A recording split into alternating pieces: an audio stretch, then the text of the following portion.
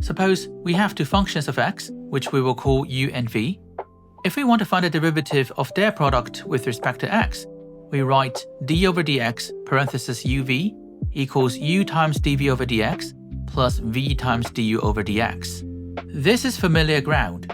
The derivative of the first times the second plus the first times the derivative of the second. Now let us perform a bit of algebraic rearrangement. Let us isolate a term u times dv over dx on one side of the equation. This looks slightly more complicated, but notice what we have done. We have isolated a product of two distinct components. Now, what happens if we integrate every single term in this equation with respect to x? Let us apply the integral sign across the board.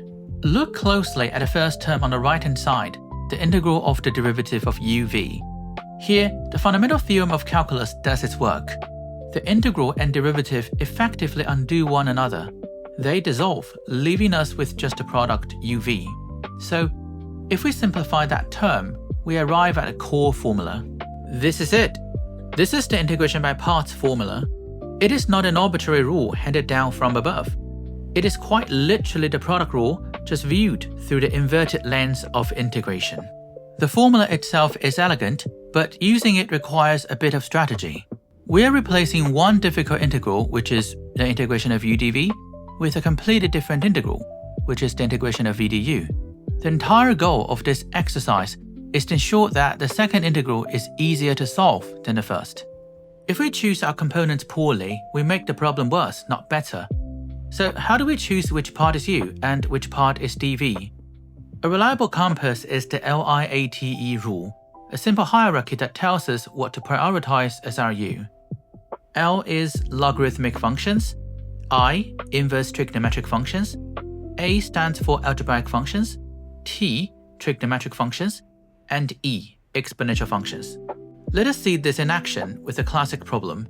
Find the integral of x times sine x dx. We have two components here, an algebraic function x and a trigonometric function sine x. According to our hierarchy, algebraic comes before trigonometric, so we set u equals x. That means everything else must be our dv, so dv equals sine x dx. Let us write down our pieces clearly on the side of the page.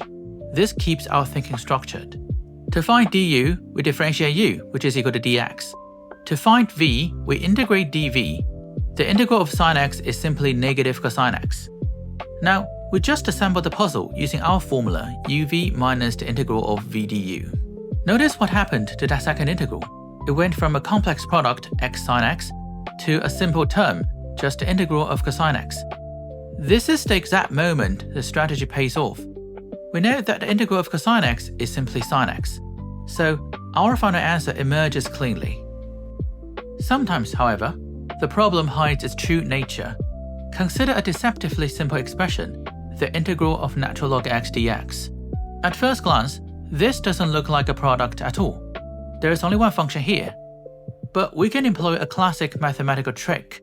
We can rewrite ln x as a product by multiplying it by 1. Now we have a product. Let us consult our hierarchy. Logarithmic functions sit right at the very top, so we must set u equals ln x, which leaves dv equals 1 dx. Differentiating ln x gives us 1 over x dx. On the other hand, integrating 1 gives us x. Now let us apply the formula uv minus the integral of v du.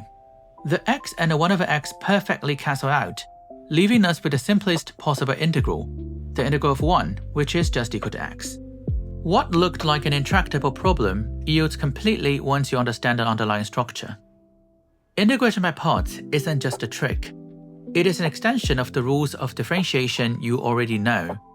When you face these problems in your IB or AP exams, do not rush.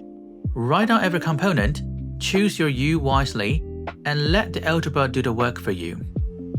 If you found this breakdown valuable, and you want to master the logical steps behind the rest of your calculus curriculum, hit the subscribe button. Let me know in the comments which calculus concept you want us to address next.